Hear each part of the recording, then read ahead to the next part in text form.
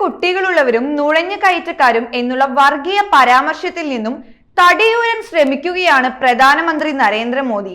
തന്റെ വാക്കുകൾ ചിലർ തെറ്റായി വ്യാഖ്യാനം ചെയ്യുകയുണ്ടായെന്നതാണ് പ്രധാനമന്ത്രി ആരോപിക്കുന്നത്. ഞാൻ അത്ഭുതപ്പെട്ടുപോയി. മുസ്ലിങ്ങളെ കുറിച്ചാണ് ഞാൻ പറഞ്ഞതെന്ന് നിങ്ങളോട് ആരാണ് പറഞ്ഞത്?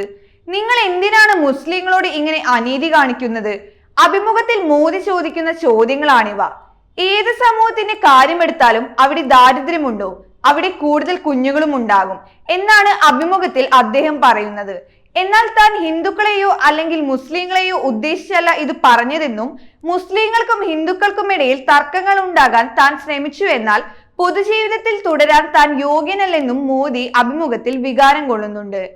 താൻ മുസ്ലിങ്ങളെ കുറിച്ച് ഒന്നും പറഞ്ഞിട്ടില്ലെന്ന് വാദിക്കാൻ ഇപ്പോൾ മോദിയെ പ്രേരിപ്പിച്ചത് എന്തായിരിക്കും? തിരിച്ചടികൾ ഭയന്നിട്ടാകുമോ? ആഗോളതലത്തിൽ തന്നെ പ്രതിച്ഛായ തകരുമോ എന്ന പേടി മോദിക്ക് ഉണ്ടായി കാണണം.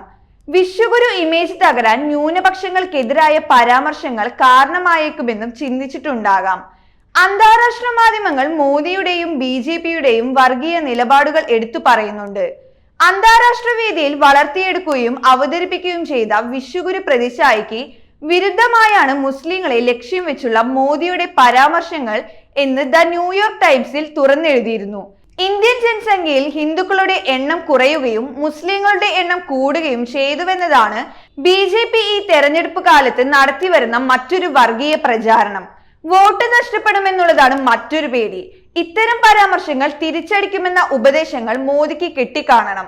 എല്ലാം ആരോപണങ്ങളാണ്. മുസ്ലിം ജനസംഖ്യ കൂടുകയും ഹിന്ദുക്കളുടെ എണ്ണം കുറയുകയും ചെയ്തെന്ന് കാണിക്കാൻ സർക്കാരിന്റെ കയ്യിൽ പോലും തെളിവില്ല.